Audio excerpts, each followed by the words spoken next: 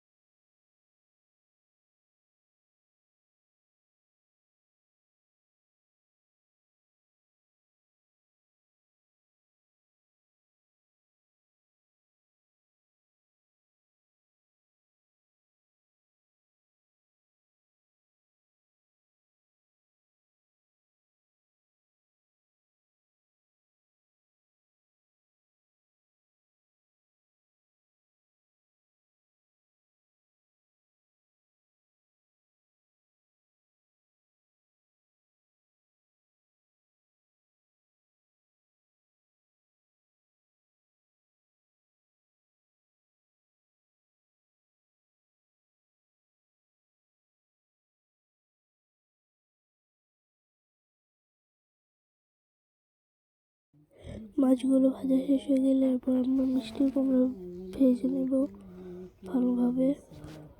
তো মিষ্টি কুমড়া হলুদ মরিচ দিয়ে আগে মাখিয়ে নিয়েছিলাম, এখন শুধু ভেজে নেব। আপনারা মিষ্টি কুমড়া ভাজা দেখতে থাকেন।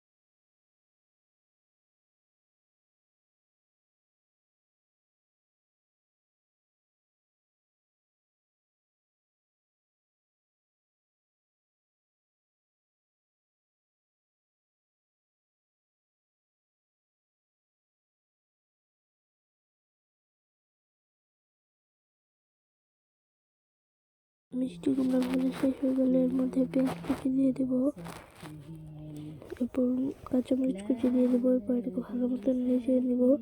এভাবে রান্না করলে কিন্তু মাছগুলো খেতে অনেক মজাই লাগবে মিষ্টি কুমড়া দিয়ে। তারপরে এটাকে ভালো মতো মিশিয়ে নেব। এরপর লবণ দিয়ে দিব স্বাদ মতো। লবণ দিয়ে তারপর আবার নাড়াচাড়া করে নেব। এরপর কিছুক্ষণ এভাবে রেখে দেবো যেন এটা ভালো মতো সিদ্ধ হয়ে যায়। কিছুক্ষণ পর পর আমরা নাড়াচাড়া দিয়ে নেবো এটাকে। এরপর এখানে পরিমাণ মতো হলুদের গুঁড়ো, পরিমাণ মতো মরিচের গুঁড়ো দিয়ে দিব। এরপর এটাকে ভালো মতো আবার নাড়াচাড়া নেব।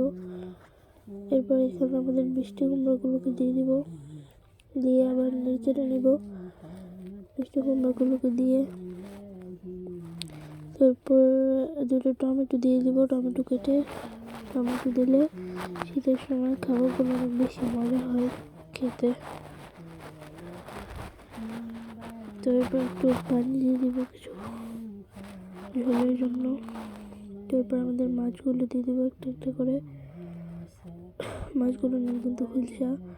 তো এরপর এটাকে আবার ধনে পাতা দিয়ে ভালো মতো নেড়ে চেড়ে নেব। ঢাকনা দিয়ে ঢেকে দেব কিছুক্ষণ। এরপর ঢাকনা উঠিয়ে আবার ভালো মতো নেড়ে চেড়ে নেব। তো এভাবে রান্না করলে কিন্তু মাছগুলো খেতে অনেক বেশি মজা হবে। তো আপনাদের কাছে যদি ভিডিওটা ভালো লাগে অবশ্যই একটি লাইক দেবেন, চ্যানেলটি সাবস্ক্রাইব করবেন, আমার চ্যানেলের সাথে অলওয়েজ কানেক্ট থাকবেন। আল্লাহ হাফেজ।